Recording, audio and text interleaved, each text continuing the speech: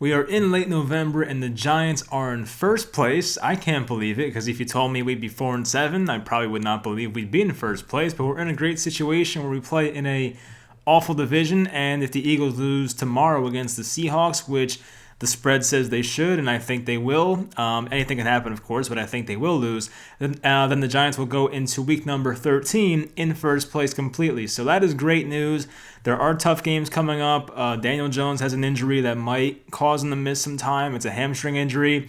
It didn't look good. He tried to come back in, threw one pass, and couldn't really get through it. He's a tough kid. He tried to get through the pain, but couldn't do it. Colt McCoy came in, looked pretty underwhelming for the most part, made a couple nice throws, but let's just say if the Giants are forced to go into Seattle next week with Colt McCoy at the helm, it'll be a very tough go for the Giants. I will say that. But this win overall for the Giants wasn't one that got me too excited. It was a win that, if Cam Brown doesn't make that tackle on the punt return, then the Bengals could easily have won that game 20-19. But a big play by Brown. The Giants did what they had to do. They got the win. Jabal Sheard comes up big in the end with the sack fumble. Leonard Williams on the recovery, and Leonard Williams has been awesome this year. We continue to bring up his name all the time. He's been great, playing himself into a big contract extension in the offseason. So they did what they had to do. The offense wasn't too impressive. There were some parts. I think Evan Engram played out of his mind today. Had a fumble, so it can never be perfect with Evan Engram. There's always one problem, but for the most part, Engram was really good in this game. Daniel Jones, once again, when he was in there, looked like he was on his way to having a really good game, possibly a 300-yard game until the injury. So that was unfortunate. Hopefully he heals up soon and finds a way to play next Sunday, but we'll have to wait and see what happens with that. Also, Sterling Shepard, a pretty nice game, 7 catches, 64 yards. Golden Tate was once again more involved, 4 catches, 36 yards. They tried to have a passing play with Golden Tate in this game. It did not work out, but still, Wayne Gallman, 24 carries, 94 yards, 3.9 per carry, and a rushing touchdown. That is now, I don't know if it's 5 straight games or 6 straight games with a touchdown for him, so he's been unbelievable this year. Nico Lalos gets an interception. He was a guy that was undrafted this year. Just a lot of guys making contributions, like Jabal Sheard as well, that you would not really expect. So a great job by those guys. So the Giants did what they had to do. It wasn't the most impressive win in the world, I'll put it that way, but now they're in first place. They kind of control their own destiny, which is sometimes a stupid saying, but it's true. If they win out, they would make the playoffs, assuming the Eagles lose tomorrow. So I guess we'll see about the whole destiny thing tomorrow. But if they win out, which probably won't happen, but as long as they, there's 5 games left. If they can find a way to win 2-3 games going forward, it seems like the Giants might have an actual chance to make the playoffs, which would be awesome. So with that being said, we will get into the what happened during the game, some big plays here. So, quarter number 1, we started off with the first drive. There was a long Evan Engram catch, I think, on the right sideline. A beautiful throw by Daniel Jones. Then Gallman on the 4th down had a touchdown. Got in there, nice push by the offensive line, made it 7-0 Giants. And of course, right after that, the Bengals had a kickoff return, the longest play in Bengals history, I believe, by a guy named Brandon Wilson, who returned it to make it a 7-7 ball game. Then the Giants get the ball back. 3rd and 6 conversion for Golden Tate, who just picked it up at the sticks. He basically picked up 6 or 7 yards on that play, just got it. Kevin Zeitler had a false start. A lot of false starts in this game. That was one bad thing about this game. I mean, there were some bad things, but that was one of them for sure. 3rd and 10, holding on Cam Fleming. Jones had a 2-yard run, so they declined it. Cam Fleming was awful in this game, I have to say. I mean, he didn't play too badly, but the penalties, man, were so bad. And he almost cost us the game, as we know. We'll talk about that later. But not a good game for Mr. Cam Fleming. And maybe when Matt Parrott comes off the COVID list, we see him as, not a full-time starter, because that can never happen for our offensive line, but hopefully he does play more going forward. So then the Bengals, they will get the ball back. Jabril Peppers breaks up a deep ball, helping over on A.J. Green, made a nice play to break that up. I thought Jabril Peppers played well overall. Once again, had a good game in this one. Leonard Williams had a sack to make it a 3rd and 18. Of course, the Bengals go on the punt. Giants get the ball back. Wayne Gallman, a 14-yard run. Then on 3rd and 8, it was a false start by Cam Fleming, another penalty for him. Then 3rd and 13 falls 1 yard short of the first down marker. I think the end of the first quarter was right after that, so the Giants went to the quarter. They decided to punt it coming out of the first quarter into the second quarter, so you could have said they could have went for it, but they probably weren't even over the 50, so I can't really complain about that. So the Bengals got the ball back. They went 3 and out, which happened a lot in this game. Darius Slayton dropped what probably would have been a touchdown. If you guys know what play I'm talking about, I think it was the left sideline. Jones made a really nice throw, and I'm a person that's pretty critical about Jones' deep ball accuracy and, the the ability for him to throw deep consistently, but that was an awesome throw, and Darius Slayton just flat out dropped it. So disappointing to see it for sure. Then Shepard picked up a first down after that on an out route to the right side, I believe. Dion Lewis had a swing pass for a first down. Golden Tate picked up 10 to make it 4th and inches. There was a QB sneak that got them the first down. Then Evan Engram picks up about 15 yards, and then Von Bell causes the fumble. So Evan Engram was playing very well up until that point, and of course a fumble happens, and then the Bengals got the ball back, which looked bad at the time because Randy Bullock, the kicker for the Bengals, made a 45-yard field goal, I think a 44-yard field goal, to make it a 7-10 lead for the Bengals. Before halftime, Shepard had a 16-yard catch. Jones runs for a 3rd and 4 for a first down. Evan Engram limped off the field. He was fine. He came back, of course. A first down to Golden Tate. Dion Lewis dropped a 3rd and 5 to make it a 49-yard field goal attempt. So if Lewis caught that ball, it would have moved the sticks. But the Giants settled for 3, make it 10-10 going into the half. The Bengals, they punt on their first drive out of the half. Wayne Gallman had an 18-yard run to kind of get out of the end zone. It was the Giants were kind of pinned back, probably on their own 5. And Wayne Gallman had an 18-yard run to get them out of their own territory, basically. Evan Engram had a deep ball for 44 yards. Once again, another big play by him. He came up big in this game for sure, and some separate cases, which was nice to see. A 3rd and 2, first down, check down to Gallman, and that was the play where Jones really had the injury. He made that pass, and you could tell based on the way he was moving in the pocket, something was wrong there. So, he basically checked it down to Gallman, then fell to the ground, came off the field. Colt McCoy comes in. He tries to come back in later. It doesn't work. So the Giants had a 40-yard field goal on that drive to make it 13-10. Of course, the Bengals punt after that. So Daniel Jones returns on the next drive. Colt McCoy comes back in right after that. Jones realizes he can't play through the injury, tries to make a throw, grabs at his hamstring once again. So I commend him for trying to play through it, but I guess it was too bad. There was a first down to Golden Tate for about 15 yards, but the Giants ended up punting on that drive.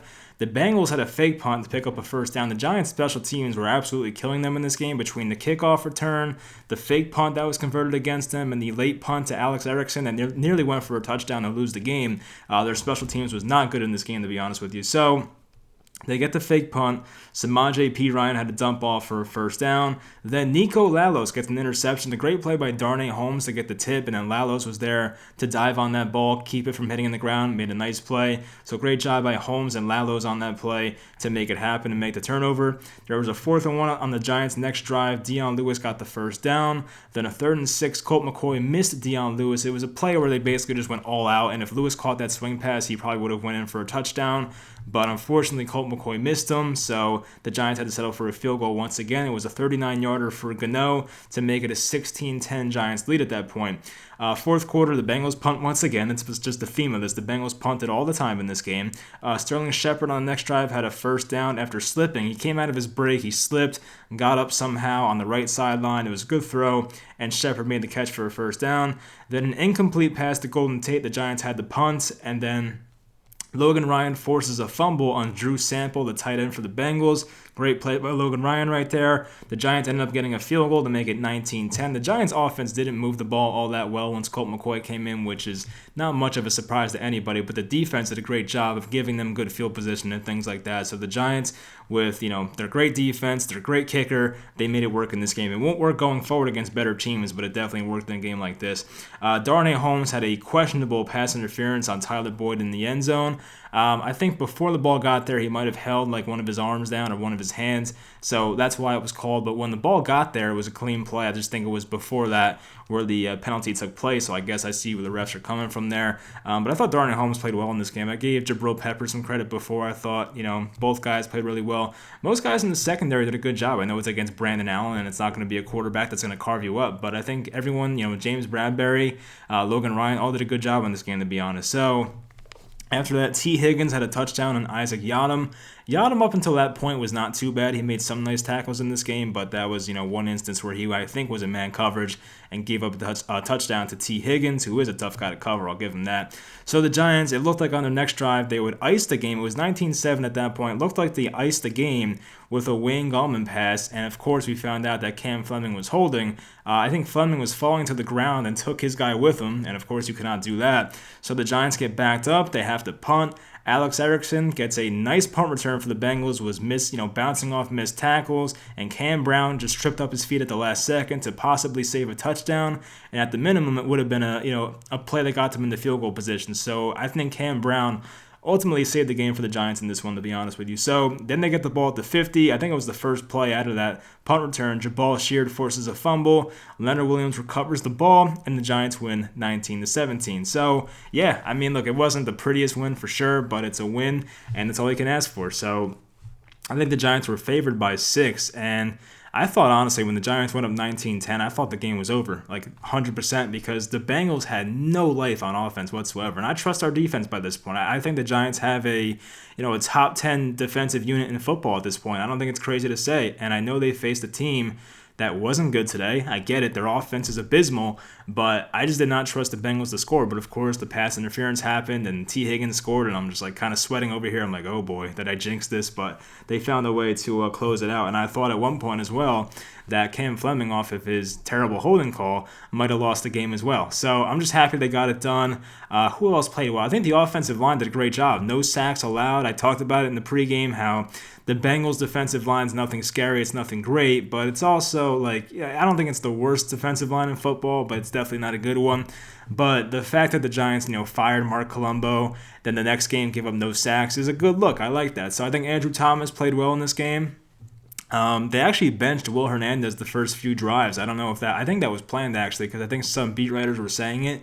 So Shane Lemieux started at left guard. He played well. I don't think he allowed pressure in that game, according to PFF. So Shane Lemieux did a good job. It seemed like the entire offensive line did well, except for the penalties on the right tackle position with Cam Fleming. But outside of him, I thought everyone did a good job, honestly. So yeah, I mean, it was good to see some guys come back. Unfortunately, O'Shane Ximines is out for the year now, had to get surgery, but we saw Tay Crowder come back.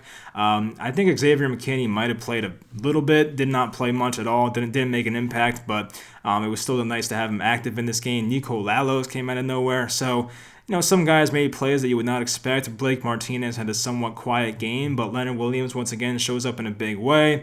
Logan Ryan, a good game. So, yeah, I mean, everyone on defense did a pretty good job, in my opinion. So they got an easy opponent here.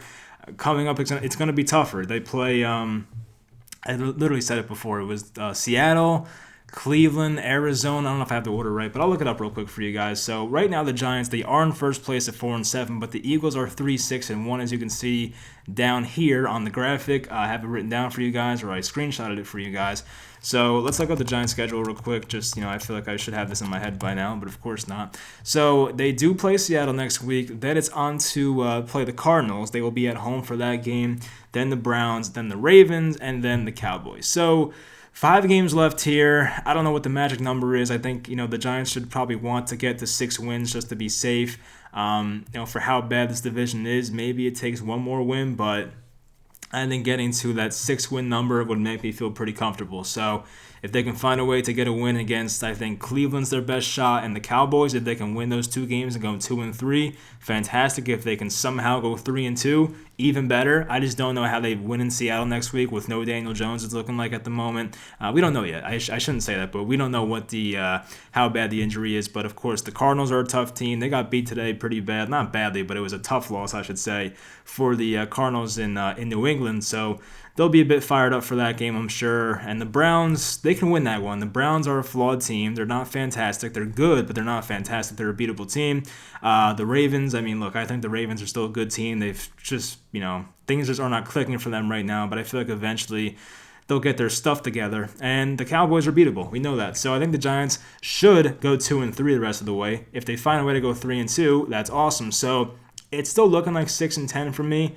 And I think one of the, I don't know what it's called, honestly, but one of the things, one of the computer things that, I'm talking about computer folks now, but one of the, computer algorithm type things was talking about how the Eagles still have the best percent chance to win this division by 2%. I think they had a 38% chance to our 36% chance.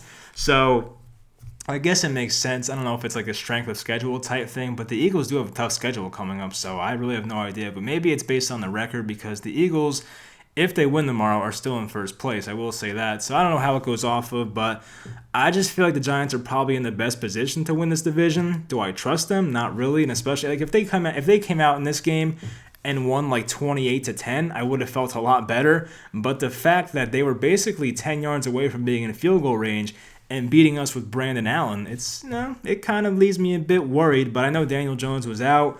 Hopefully we get him back next Sunday, but we'll have to find out about that in the future. But it's pretty much all I got. I have my MVP for this game was Graham Gano. I think he made 4 field goals, made the extra point. Graham Gano has been an awesome signing. Shout out to, I think this is a Dave Gettleman signing because that was a Carolina guy. So shout out Dave Gettleman for bringing in Graham Gano. I actually saw Ajik Rosas kicking for the Jaguars. He looked good at some points. He made some long kicks, and I feel like he missed one later. I'm not really sure, but definitely giving Graham Gano over Aldrick Rosas. So thank you for that signing.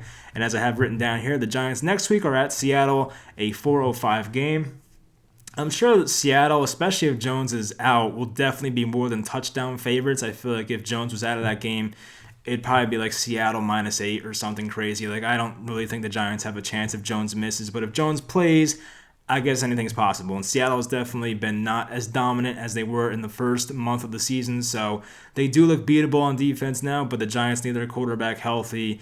And that's pretty much it. So we'll see what happens then. But hopefully, prayers up for Daniel Jones. Let's pray for him tonight. And hopefully we find out some good news tomorrow. I think he's going for an MRI tomorrow or tonight. So we'll find out hopefully very soon about that. But hopefully you guys enjoyed this video. Leave in the comments your thoughts about this game. I'll talk to you guys for the film review probably on, I don't know if it's tomorrow or Tuesday. I have a video with The Entertainer coming out probably on Tuesday or Wednesday. So hopefully you guys enjoyed this video, and I'll talk to you next time.